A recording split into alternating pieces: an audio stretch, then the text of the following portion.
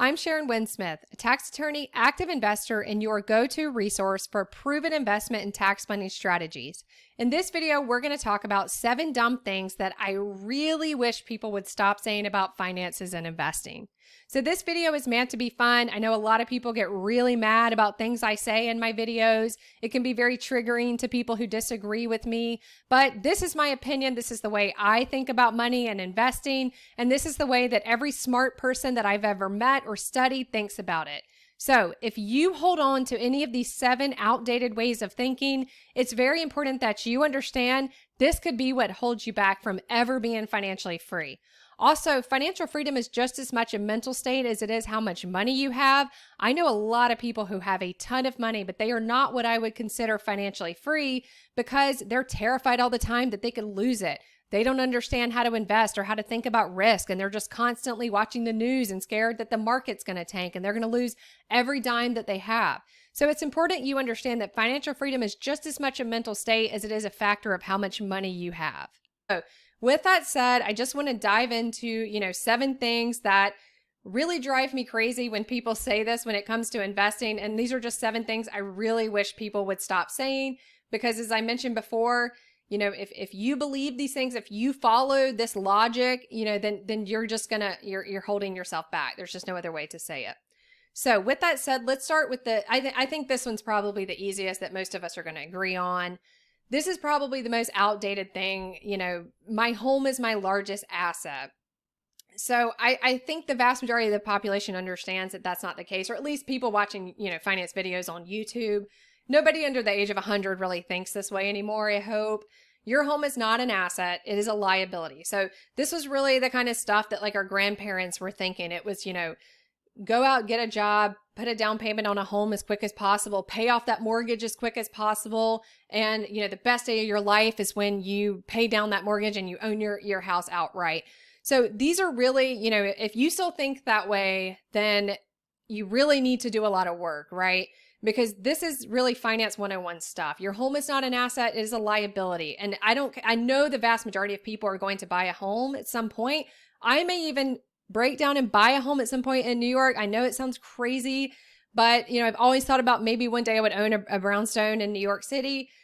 It's not gonna be anytime soon because I just can't wrap my head around owning a large liability like that. But you need to understand, even if you are going to buy a home, that is a liability, and you need to understand that is a bad financial decision. It is not an asset, it is a liability. So you need to understand that. So number 2 is kind of, along those same lines. Paying off your mortgage is a good idea. So can we just stop with the stuff about 2008 and not having a roof over your head and being worried about you're going to lose your job and not be able to, have a home anymore? I don't know a single person who lost their home in 2008. I know the news talked about a lot of people who lost their homes in 2008. I know a lot of people did get kicked out of their homes in 2008 because I studied it. I took classes, especially on the financial crisis itself. I understand the ins and outs of everyone who was to blame in that. And there's a lot of people to blame and, why it happened. Like it's pretty basic, but I don't know anyone personally who lost their home. I also, I do know some developers who went bankrupt and lost some properties and that type of thing, but it wasn't shocking, when I knew who it was. And you see a lot of this fear mongering on TV about this, but stop listening to that and stop taking advice and, framing the way you're going to invest based on what people who lost their home did. Focus on what successful people do. I don't care what unsuccessful people do. If there's a risk that you could lose your job and not be able to pay your mortgage, then you have no business buying that home in the first place, right? Not only is your home not a good investment, if you can't afford it, that's just a really bad investment. So this idea that, you're going to lose your home if you can't, if you don't pay off your mortgage as quick as possible is just ludicrous to me. I just don't understand that. I think, again, it goes a lot of it back to fear mongering and the 2008 financial crisis that most of us lived through. Your home is going to probably be, if not the lowest cost borrowing available to you, it is going to be one of the lowest cost borrowing options available to you. So you do not want a bunch of equity tied up in a home. Yes, there are going to be people who go out and buy a home they can't afford and they're going to, default on that mortgage and they're going to lose their house. That is not the people I am talking to. I am focusing on people, look no further than Warren Buffett, who talked about this. You always want to take advantage of low cost borrowing in order to be able to invest that money and make a higher return. So you've got to understand that.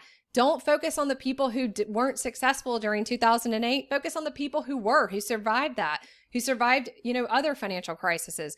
Focus on what successful people are doing, not what unsuccessful people are doing. So sorry, that's my rant. I'm so sick of the 2008 fear mongering and it influencing the way so many people invest and make bad investment decisions. I just think we need to move past that. Yes, we can learn from it, but most people, everyone I know weathered that storm, except for a few developers who were just had no clue what they were doing and got themselves in a lot of trouble. But, let's move past that. Let's focus on what successful people do and not focus on what people who lost their homes did.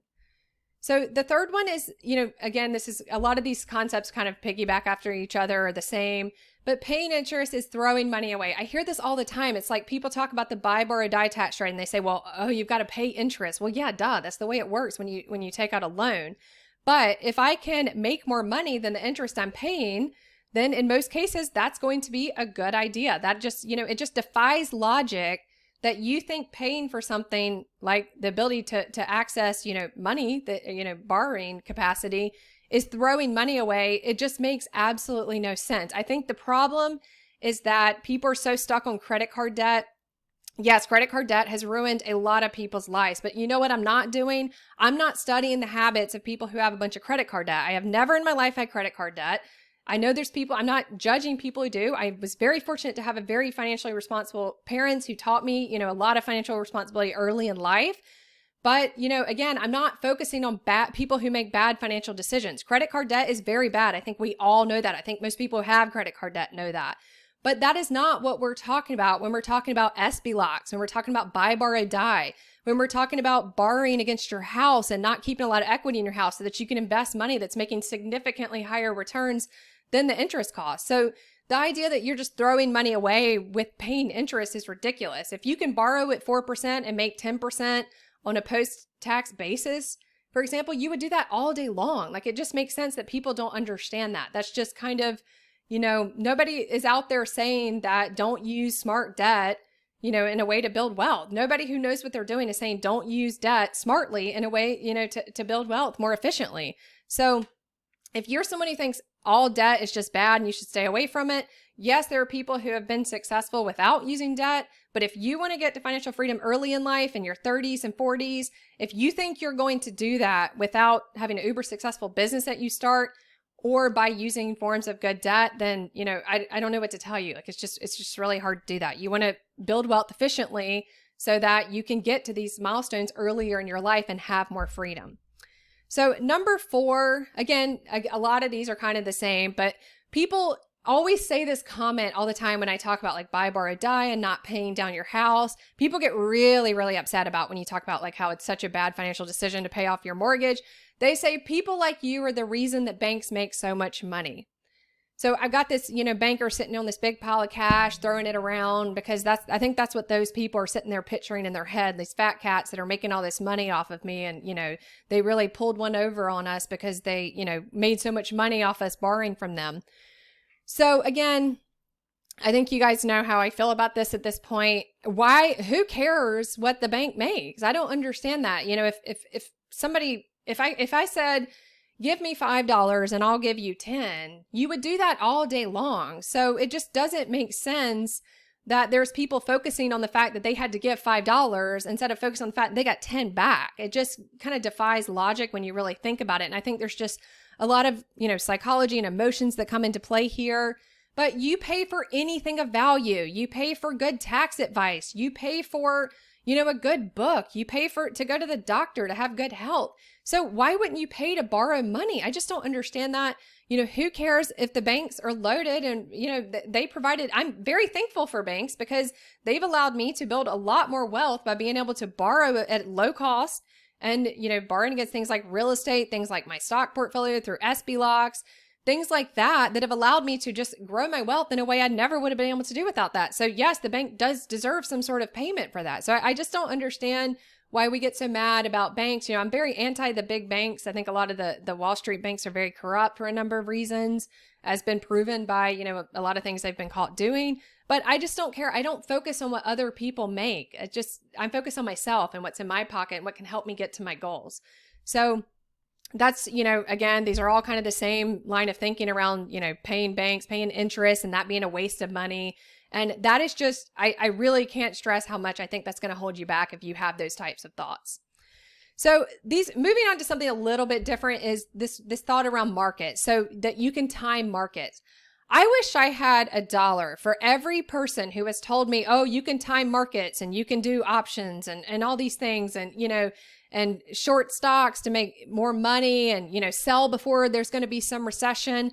Well, how many people in the last year, how many big, powerful people on Wall Street were predicting a recession? What did we get instead? We are now S&P 500, is at historic highs. This has been a really great run for the stock market over the past year.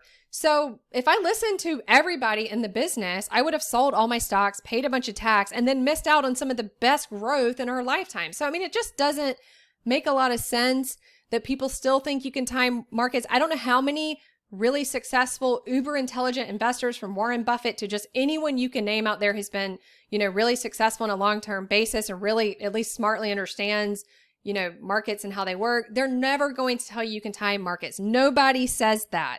Seriously, other than, guys in their 20s or 30s that are doing finance channels on YouTube. Nobody says you can time markets. This goes with number 6. Nobody says you can beat markets. I hear this all the time. I'm outperforming the market. Well, you're either paying a lot more tax than you're paying a lot more fees than so you're probably not outperforming the market on a post-tax basis, but you're definitely not outperforming the market on a long-term basis, because the vast majority of professionals don't do it.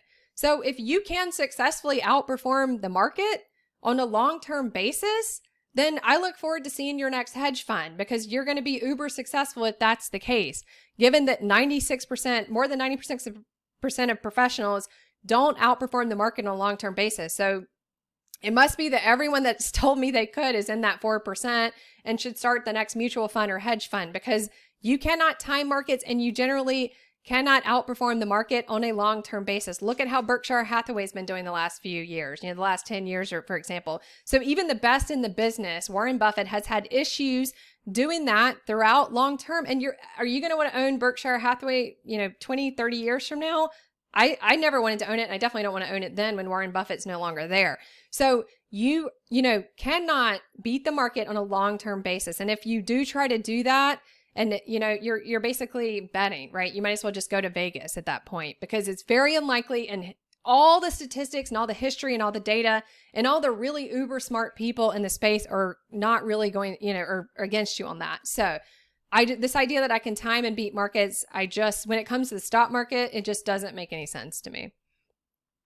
The last one I'm going to touch on is, I think, the biggest one and the most important one, and the one that can be applicable to the most people, even if you are, in agreement with me on these other 6. There's a lot of people who I think misunderstand risk when it comes to investing.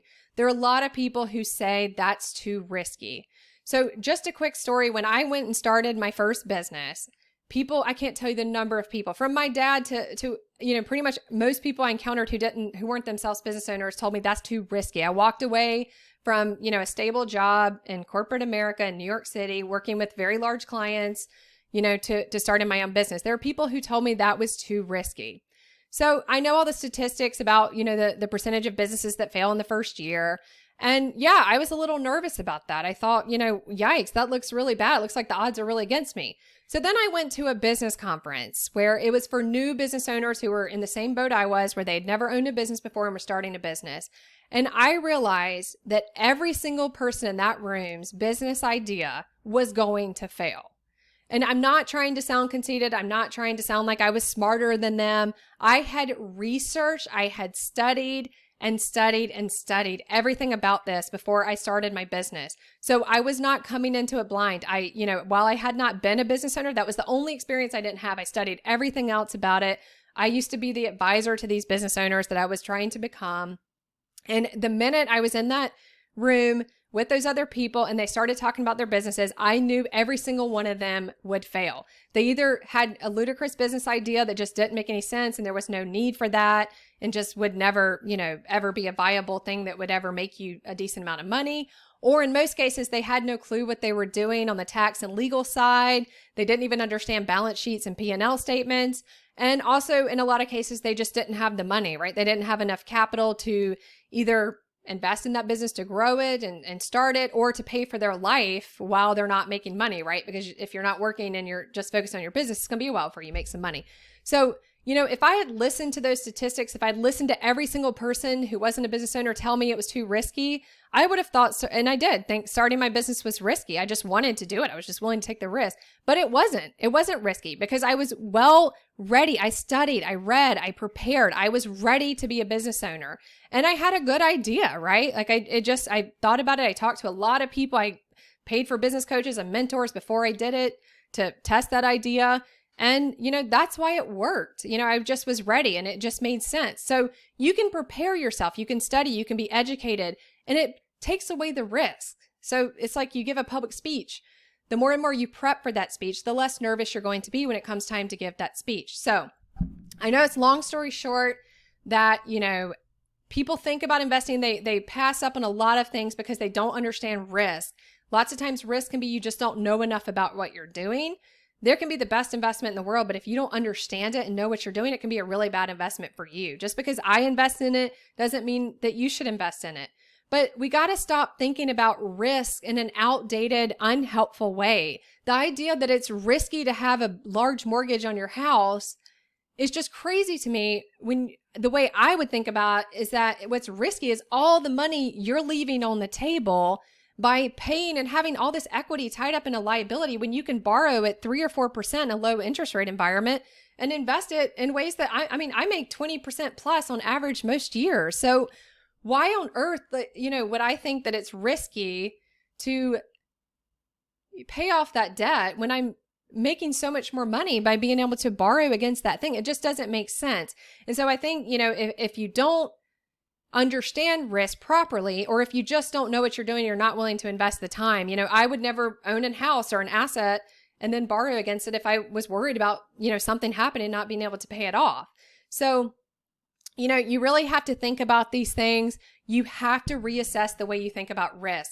To me, the riskiest thing you can do, we are in a high inflationary environment right now. The riskiest thing I think someone can do is hold a lot of cash and, have a lot of money sitting in cash right now. You are guaranteed to lose money. Inflation is very high right now and your cash is making nothing. Or if you've got it, the bank is paying you some joke of a percentage of interest, then you're not keeping up with inflation. So you are guaranteed to lose money. So in my opinion, that's the riskiest thing you can do right now. So you have to rethink risk, right? You have to be prepared to do things that everybody else is going to tell you is risky, but the things that you understand yourself are not, because you're prepared, you're educated, you're disciplined, and you're ready to go. So that is the end of my rant on these 7 things that I just, it may sound like it makes me mad when people say this, but it upsets me because it is going to hold you back. I am cheering for you. I am your biggest cheerleader. I want every single one of you. Congratulations to you for watching finance videos on YouTube. You are already so far ahead of everybody else that you're investing the time and effort. And I don't want these things to hold you back. I'm so sick of these mad, angry people who just have these outdated ideas or just poor mental hygiene coming in and making you think these things. If I had listened to those people about it being too risky to start a business, my life would be significantly different and it wouldn't be nearly as good as it is today. So again, please, if you disagree with me on these things, and I'm welcome to disagreement. I know there's people who disagree with me, but think about it. Think about it. Is it holding you back? Are you holding on to conventional wisdom that's outdated? And is it holding you back from achieving the goals that you want? So again, that's the end of my rant. I hope you found this video helpful. Let me know below in the comments if there's anything else you think is really dumb or outdated that people say about finance. I'd love to hear, from you what you guys think about that. So thanks for watching. Please give the video a like and subscribe to the channel.